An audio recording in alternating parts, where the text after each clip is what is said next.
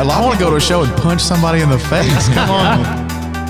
No, October is for Halloween, November is for Thanksgiving, and December is for Christmas.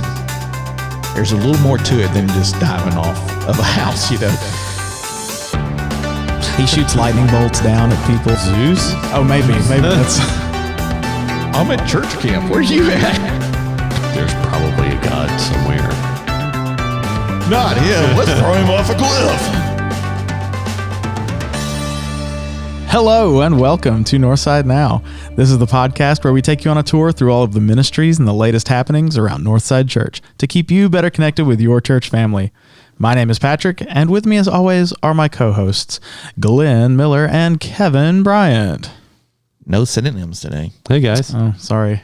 I could come up with something, I guess. Colorful 4-syllabled adjectives. The ignominious. I don't even know what that's.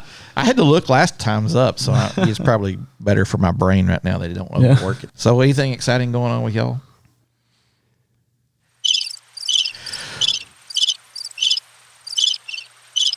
Well, that's good because the crickets and frogs have cooled down a little bit. It kind of sounds like birds. A little bit. Now that's all I can hear.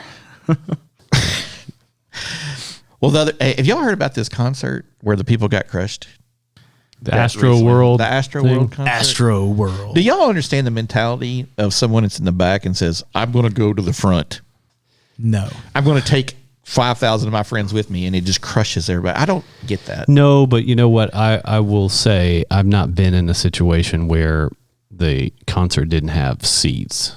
You know, so I haven't been in kind of like a massive You're one of those community. old people. Yes, I know, and I haven't been to that many. And now we have concerts. found someone who did not make the Lecrae concert at Northside. But, you know, even with that in mind, I mean, I don't expect that I'm going to be able to get up close. Speaking of the Lecrae concert, though, Yeah. we filled Hope Hall. It was the first monster, the only monster event we've done in there. And way more people showed up than should have. And they ended up doing 2 shows, but as full as that was, as much as everybody wanted to get to the front, there still wasn't that. And I know he's a Christian singer, but I don't care. I've seen Christian things and stuff like ichthus, mosh pits running at each other. I mean, people walk out there bleeding. I was fixing to bleeding say, for Jesus at a mosh pit, you know? Me, whenever I go to a show, I try to get somewhere near the sound booth. Because wherever the sound guy is, that's where it's going to sound the best. Well, so that's where I try to go. At least you'll hear exactly what he not hears. Usually at the she. front. Yeah. Well, you know, and I'm at the age where I just want to go to the Ned and sit there and listen. Gosh, y'all are old. Or a lot I want to go to a show and punch somebody in the face. Come on. They live stream stuff now, so I want to grill in my backyard with some friends and listen to it on XM or Sirius, whatever it's called now. You know, something like that. I just don't get the mentality, though. And it's unfortunate that people die at a concert. You go to a concert and have a good time. Right. You've paid a lot of money for these tickets. And now... Oh, yeah, I guarantee those tickets weren't cheap. No, and then you go get trampled. I just don't...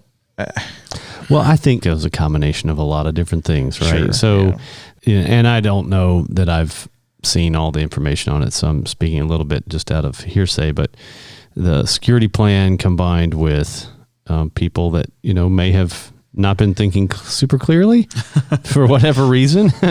And, the organizers or people in charge maybe not stopping things when they should have. And well, that's what gets me is because, I've been to a lot of these rock shows and I've seen in sort of in that world, there's sort of this camaraderie that it's like, there's almost these unspoken rules to mosh pits. And it's like, if you're not actually there to like, hurt people. And well, I'm not going to speak for everybody, but for the most part, people aren't there to just hurt. And so I've seen a lot of videos of bands like Avenged Sevenfold and Breaking Benjamin and Linkin Park and all these things where people get hurt at their shows, but the band stops the show. Yeah. And they say, hey guys, we're not hurting people. Let's help them out, help them up, or make room for the gurney. I think it was a Breaking Benjamin concert where somebody got hurt and they had to get a stretcher in. And so he was like, he stopped the show and was like, hey, let's make a row. You move there. And he was kind of directing people to get the EMS people in to help. And so it's one of these things that where there's sort of this precedent that's been set by bands that the thing you should do is stop the show and help the person that's injured. And I watched a video where Travis Scott is just singing and just performing still and just keep carrying on with his show while like 20 feet away from him, they're carrying, dead bodies out of the crowd. And so you've been to a lot of these shows, and you're a big guy. You're pretty strong. Have you ever felt nervous or people surging and you've like, I can't hold them back? Have you ever been in that situation? Not really. The only time I ever felt nervous at a show was, and it was sort of my first like really hardcore show. But I went to a Killswitch Engage concert, and there were like 4 bands playing, but Killswitch was headlining, and it was rough. It was in Nashville, which Nashville tends to have one of the roughest crowds.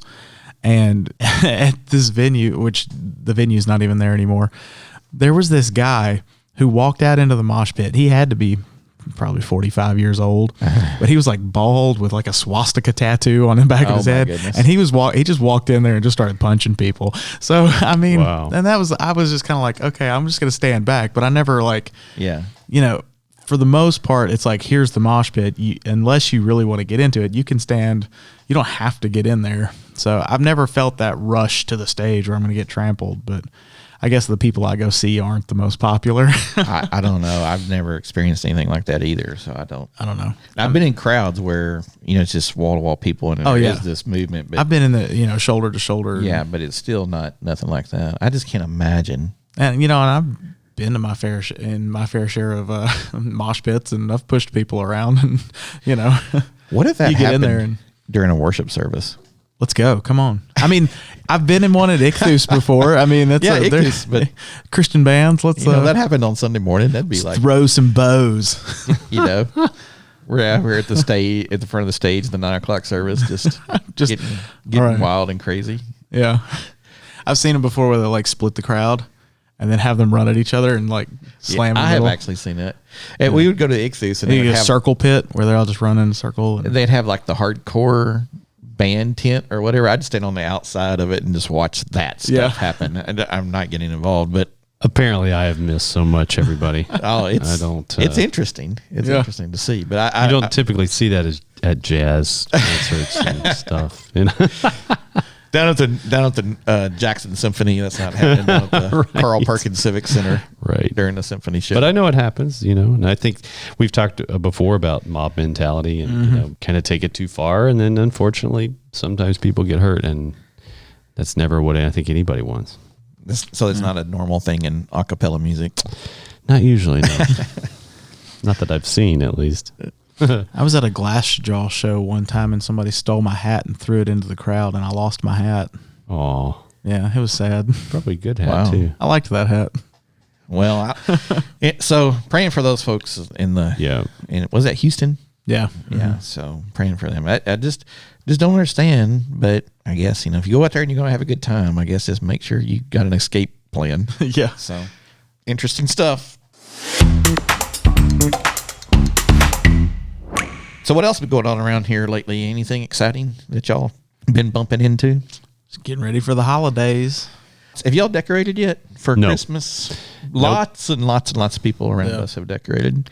And our tree is up now. Miss Barbie said, put the tree up. And I said, all right. Yeah. I always felt like I needed to keep the holidays in their lanes. October is for Halloween, November is for Thanksgiving, and December is for Christmas. Now it's like, as soon as Halloween's over, it's Christmas. Yeah. Kind of like you were talking about last time with the Christmas commercials. Yeah. November 1st, Christmas commercials. And it's like, where's my Thanksgiving commercials?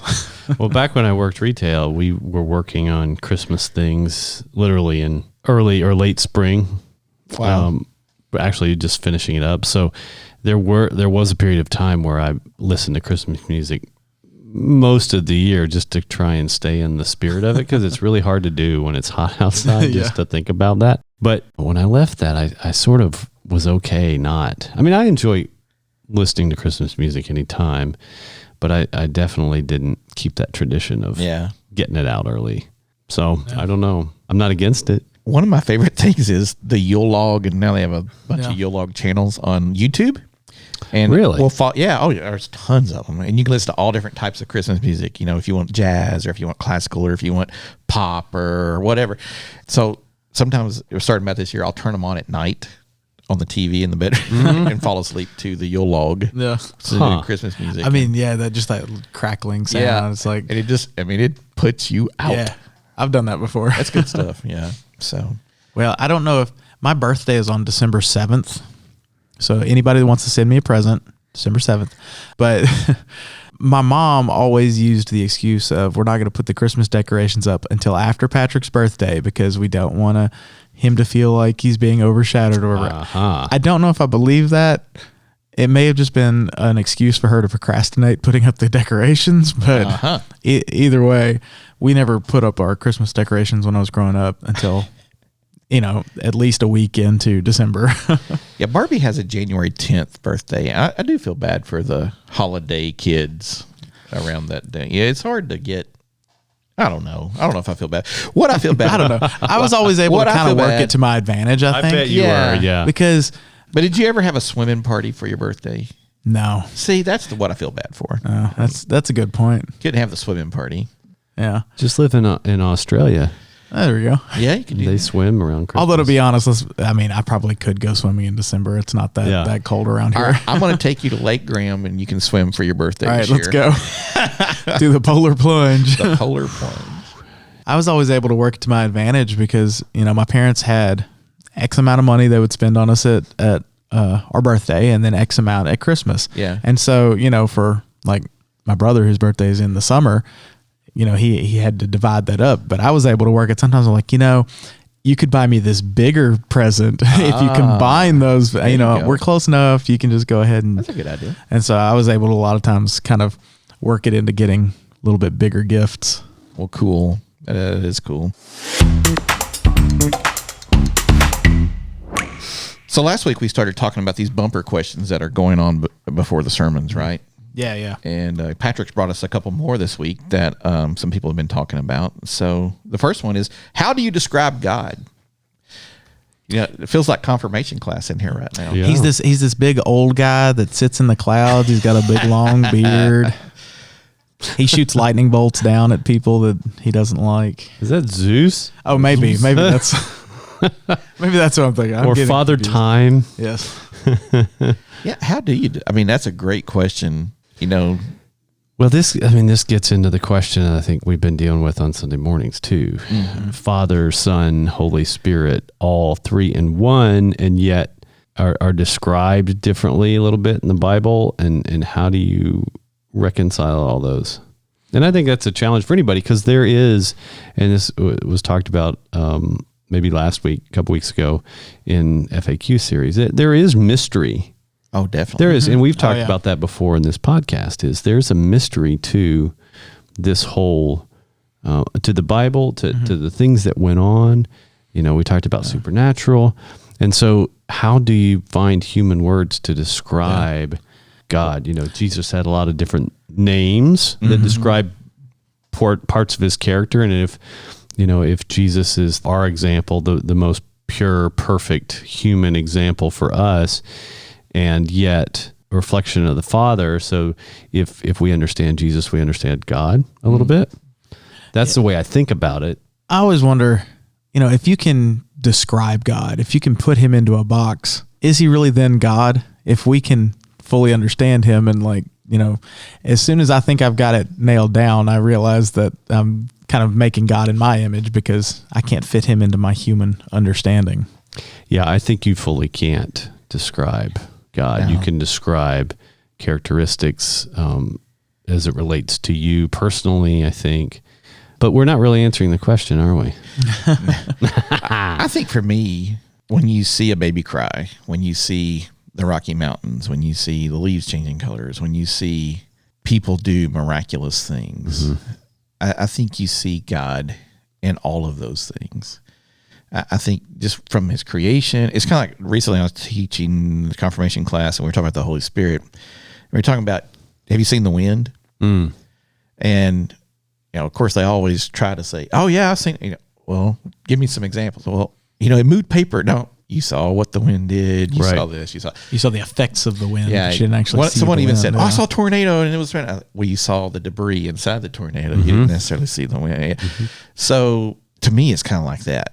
When you see the evidences of an amazing, mysterious, crazy creator who loved so wildly that he sent his own son, and his own son said, there's an advocate coming just for you.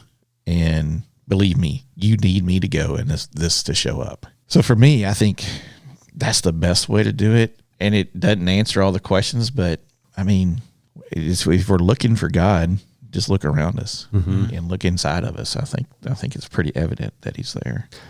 I think of it also as big enough to create the universe and small enough to take care of a small bird or the mustard seed. And there's no other example of anything that can do that. Yeah. And so God is all-knowing, all-seeing, and yet cares about the little details. And so I try and keep that in mind when I think that I've got them figured out or in a box or whatever, to realize, you know what, it's so much more than that.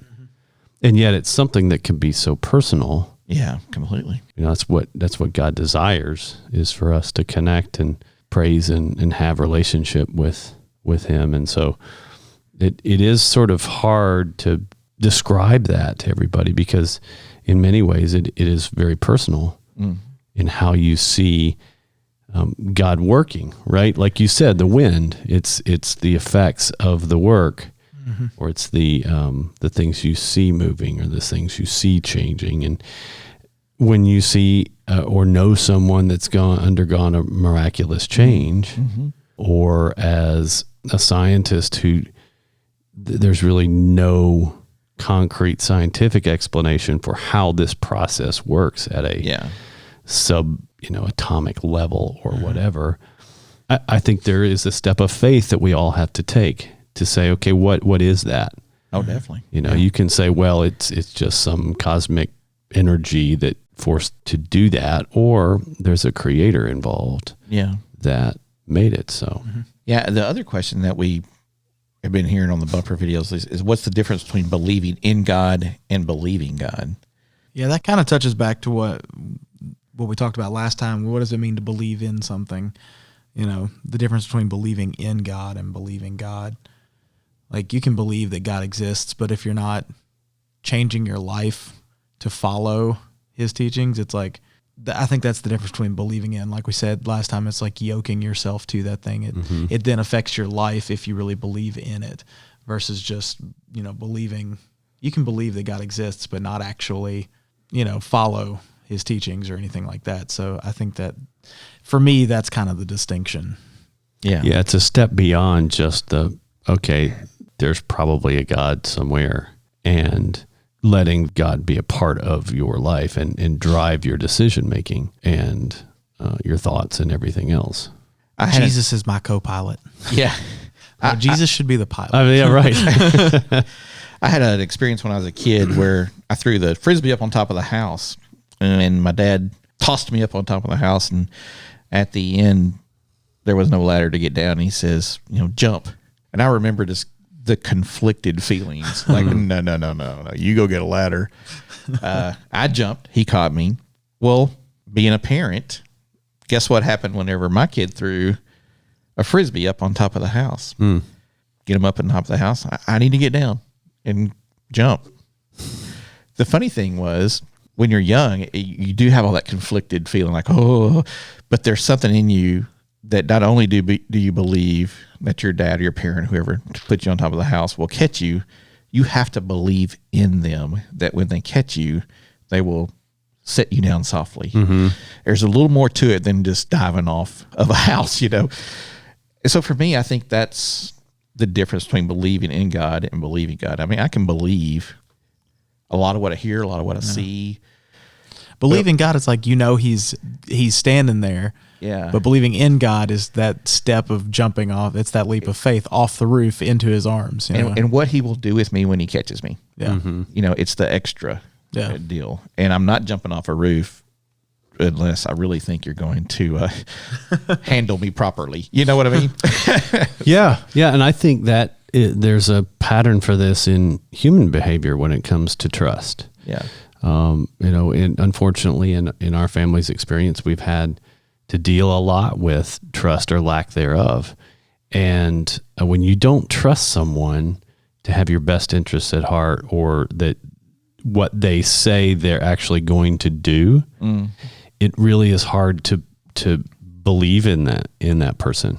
Yeah. And I think so many times when you've met folks who don't believe in God, they've struggled with trust in some way, whether it was they were hurt by a family member or someone else.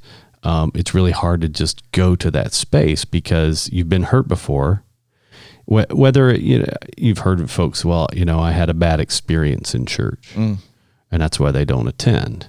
And that happens so many times, unfortunately, because we as fallen humans miss the point, especially as Christians sometimes too, we miss the point and it hurts people. Yeah. And that's of course not what God intends. And Jesus is there to help cover over that sin.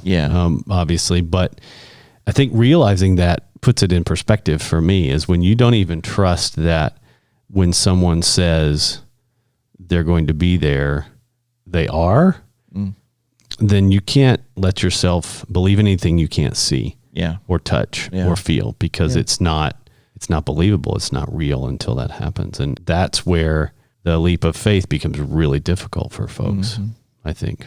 Yeah, definitely. Again, it goes back to what I said last time. Thank you, Thomas, for doing what you did, because Jesus just gave us that assurance and that, blessed are we those that don't get to see and touch and feel and taste and smell. Well, that leads us into our next question. Y'all keep talking about this Jesus character. Who is Jesus?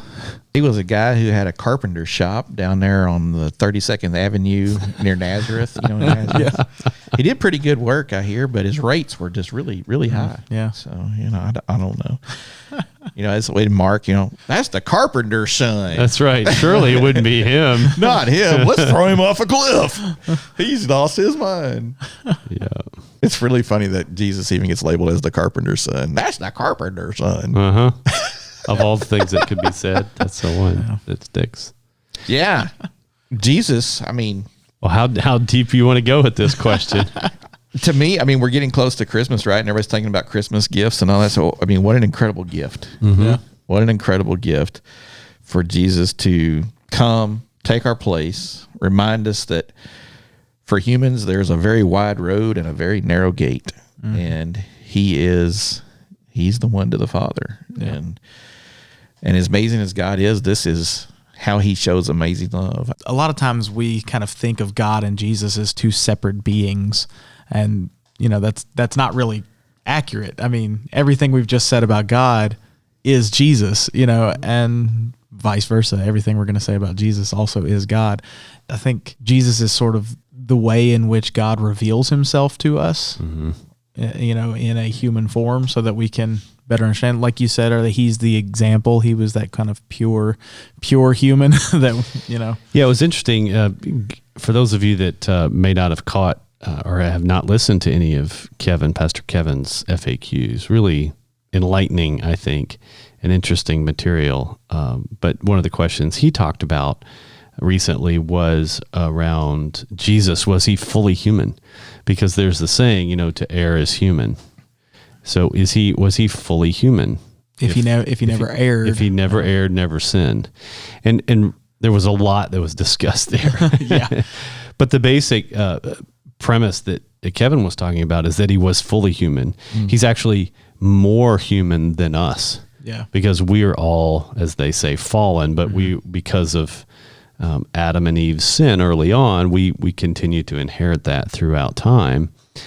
Jesus never had that. Jesus is more like what he was saying, more like Adam before he sinned. Yeah.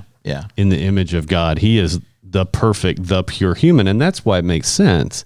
And we use him as an example. Yeah. And I liked how he said, we usually ask, was Jesus as human as we are? When really we should be asking, are we as human as Jesus is? Right. I wonder if we can get to heaven and ask Jesus, so, about that toothache that you had, were you rethinking some things whenever you were sitting there hurting or something? You know what? I should have done this a little differently back this in human the day. stuff kind of sucks. Right. Well, and that came up too in the conversation about, was he tempted in the same way, and was it ever possible for him to sin? And the thought I came away with from that conversation was maybe he was tempted even more. Yeah. Oh, yeah. Because the folks that resist temptation, you think about it, you can resist temptation for a little bit and then give in. Yeah. What about the people that resist and resist and resist and resist and resist and never give in? That to me seems like more and tougher temptation. It's like it almost gets harder each time you resist it. Yeah. Exactly. Well, and that's the whole work of recovery, right? Right. Continually working on that temptation. Over and over, and forever over. and ever. And you're more tempted than others that deal with your particular issue. And so the one thing about the Bible that I just wish there had been writers around to, in youth ministry, if we could have had his teen years and early adult years, it would make my job so much easier, because all we know is that he grew in favor with God and man.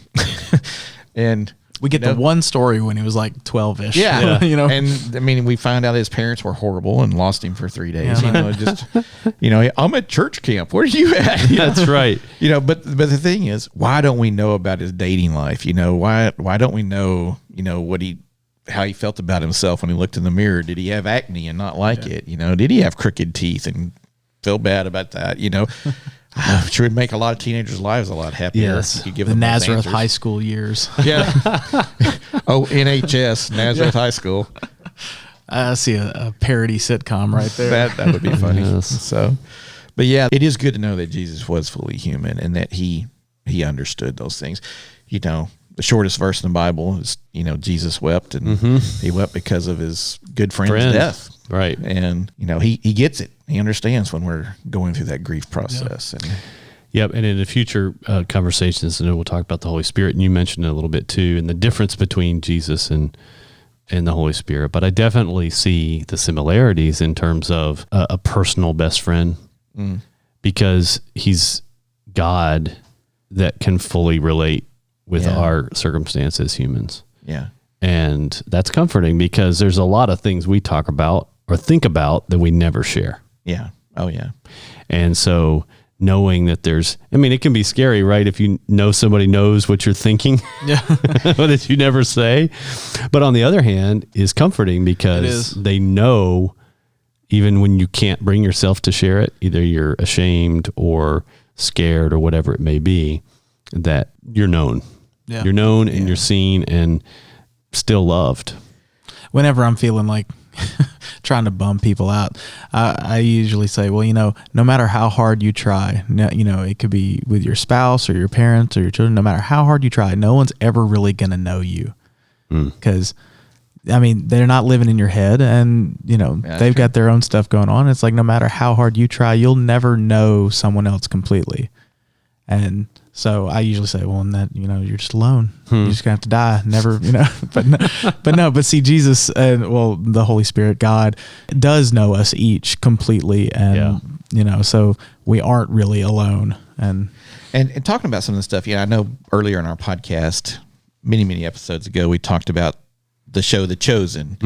And what I enjoy about that so much is just showing that humanity side of Jesus with his disciples, as other friends. And there's one example in particular. They're going to someone's house to spend the night, and they're talking, you can go to this room, you can go to that room, and Jesus is coming to the door and say, oh, there's a room up there, and some say it's haunted. He goes, ooh, I want that one. It just the humanity to see that side, and I know that's all artist stuff, but it's the same time, if we can't put Jesus in that particular box as a human, we're really going to struggle a little bit harder with ourselves and those that we love around us. And I think to see Jesus in that light is really, really, through scripture or through artist renditions, if that helps, or just through our own lives, is really important for us all, I think. So could you imagine that ghost though?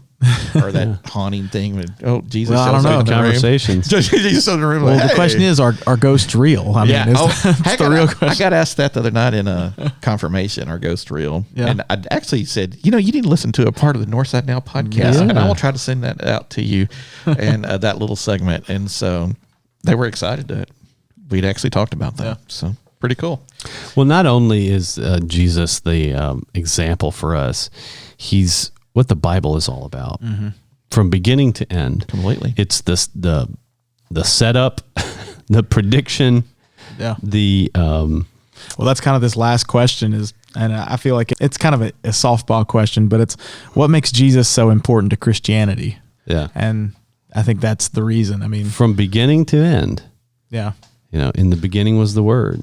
Yeah. And those first 6 Christianity letters is about following Christ. It's like, and so without Jesus, there is no Christianity. But yeah, Christian actually means Christ follower. Yeah. And the funny thing too is, to know that Jesus did not come to create a religion or to create a following. I mean, he came to bring people closer to the Trinity, to the God, to himself, and to save them from their sins and to save them from the humanity that they are so well known for, or not we are so well known for. It was less about setting up institutions and things like that, rather than just connecting with people. Yeah, giving you the pathway to go, and that's what makes it kind of cool. And I think that's what so many people just tend to find up in the argument of Jesus had to be this denomination or that denomination or do these things and all that stuff. Well, no, he was a Jewish carpenter. Is Mufasa's boy. You're Mufasa. You're Joseph's boy over there. It's that's why a lot of his people around him in his local hometown looked at him, and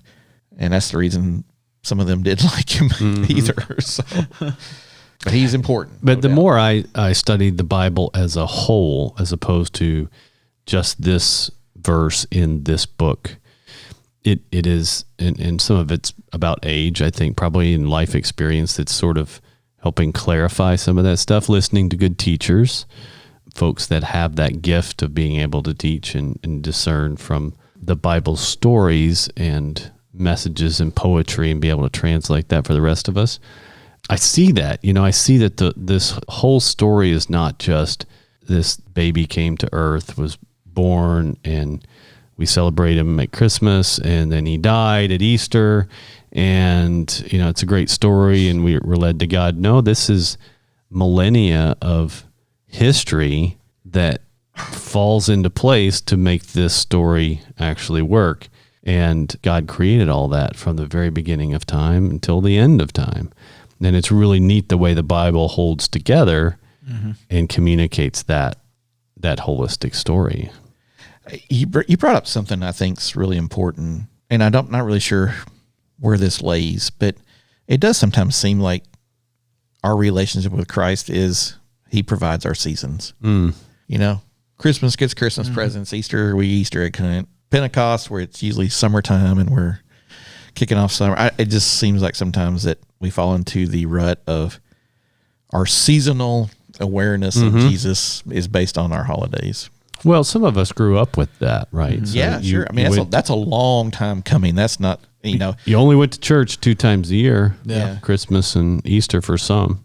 I mean, a lot of people are about to start watching, the Peanuts holiday specials. They've been known for, and I love it. They were done like in the 62 or 63 or 68, something like the 60s, and they're griping in there about how the commercialization of Christmas.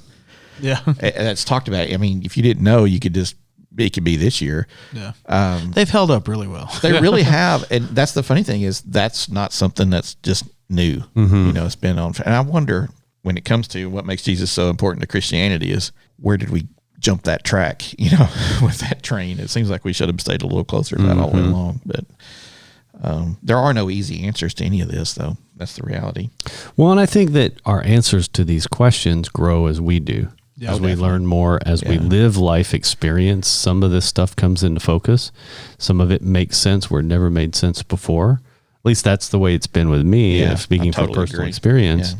And that's, I think, that's the way it was intended. Yeah. We are growing closer to God, and as we live life, hopefully we aren't just sitting still. We're actually moving forward. And as we do that, God blesses us with understanding. But perhaps sometimes, like I've heard so many times, God answers prayers. Just we may not hear it or like the answer. It's yes, no, or wait, or not yet.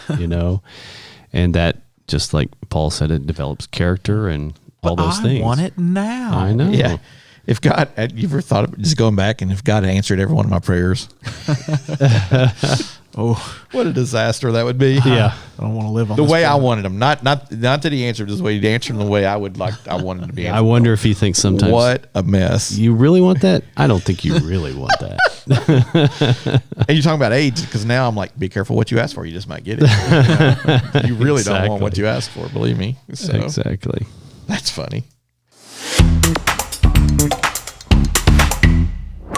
So to wrap it up, I'd say Jesus is the GOAT. The GOAT. The greatest of all time. Or is he the sheep? No, we're the sheep. Ooh. He's the shepherd. That's right. Very good. I guess a goat herder is just called a goat herder, right? I guess, It's yeah. not a shepherd too. That's what they called it in Sound of Music, right? Yeah, I think so. Goat herder? You know the song where they're putting on the little puppet show? Yes. Yeah. Is it Goat Herd? It's Goat Herd, isn't it? Yeah, I think so. that's Yeah, right. Yeah, goat Yeah. herder. Yeah, I think that's right. I don't know. It's been Lead Goat Herd. Hey, oh, hey, oh, hey, ooh. My Yeah, mother made me yeah. watch that movie so much when I was younger you've that forgotten I've put up this mental barrier in my Blocked it brain out. and just totally blocked it out. Oh, my. That's one of my granddad's favorite movies. He always was so into see that. Well, so like you said, we are coming up on the holidays. I guess we consider a lot of things in the holidays. We kicked it off with All Saints Sunday a few weeks ago, and we've got Thanksgiving and Christmas. What other stuff do we have going on, Patrick? Well, the big thing this month, I'm going to keep saying it, share the warmth coat drive. Yes. We need coats to keep these kiddos warm. They're going to all the public school kids that need them. May not be quite as fortunate, but we're taking child-sized coats, in, all different sizes, different colors, with or without hoods, scarves, toboggans, whatever. Bring them here to the church, drop them off in the mission bin or at the office, and help us keep some kids warm this Christmas. Yeah, and if you're new to Northside Church, you may not have, especially if you go to the sanctuary for service, you may not have ventured down to Hope Hall yet, but go down that big old long hallway back at the kind of the back of the sanctuary, and there's those big bins off to your left there, and that's what we're talking about. And right now there's even a sign above it that says share the warmth coat drive. And there's some coats out there already, so just put them with the other coats. And if you go down the stairs from the sanctuary, you've gone too far. Right. Yes. And then the other big thing I need to make sure we plug is the app. Woohoo! Ooh, yes. Let's talk Everybody about that. Download the app. It's exciting. It's in your app store, right? Yep, it's in matter the what you Apple listen App to. Store, the Google Play Store. You can get it on the Apple TV or Roku devices. So how do people go? On iPhones, for example, you have an App Store app. Yep. Mm-hmm. And you can go in there and you can search for Northside Church - Jackson, Tennessee. right, because there's a lot of other Northside. Yeah. You put in Northside Church, and I think it's like the third or fourth one down, but if you put in Northside Church, Jackson, Tennessee, it's the first one. Pops right up. It's got our logo in it. Yeah. And you can go to the website or our socials or anywhere like that to see the logo, just in case you're not real sure what it looks like. Yep. It's our profile picture on our Instagram and on our Facebook. And Yeah, it's got those multi-red crosses with a Bible underneath it. and soon it'll be on our sign. That's about to happen. Yeah. Well, they've I met the guy the other day. begun fabrication on the sign. So That is so cool. Yep. it's so cool. actually happening. Yep, the bag will be gone soon. Well, and I strongly, because last night with the youth, when we met, I was telling them, we use a Remind text app right now to like short announcements and remember this. Hey, we're meeting. Yeah, we are meeting tonight. It's snowing. Church is canceled. Whatever. But I told them, we're going to be getting away from this very soon. Yep. So make sure you download the app and get your push notifications. Yeah, So make you'll sure you get turn those. on notifications.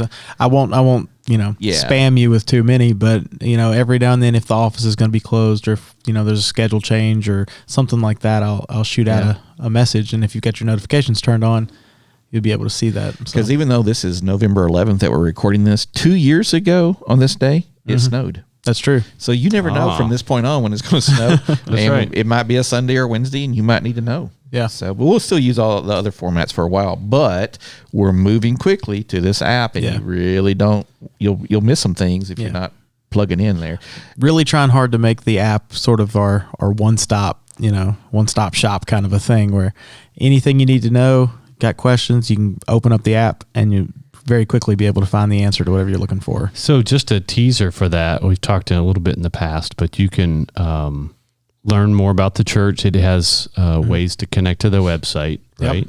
You can watch live services, of course. They'll still be streamed on Facebook and YouTube, right? Facebook is becoming our secondary, and we're really trying to push this as our primary. Sure. Because with this, you can watch it on the app, you can watch it on our website, you can watch it on Apple TV or Roku or those other places as well. All the sermon notes are in there, just like they are they still in YouVersion as well, or not? Yes, they're on YouVersion as well, but on our app they're fill in the blank.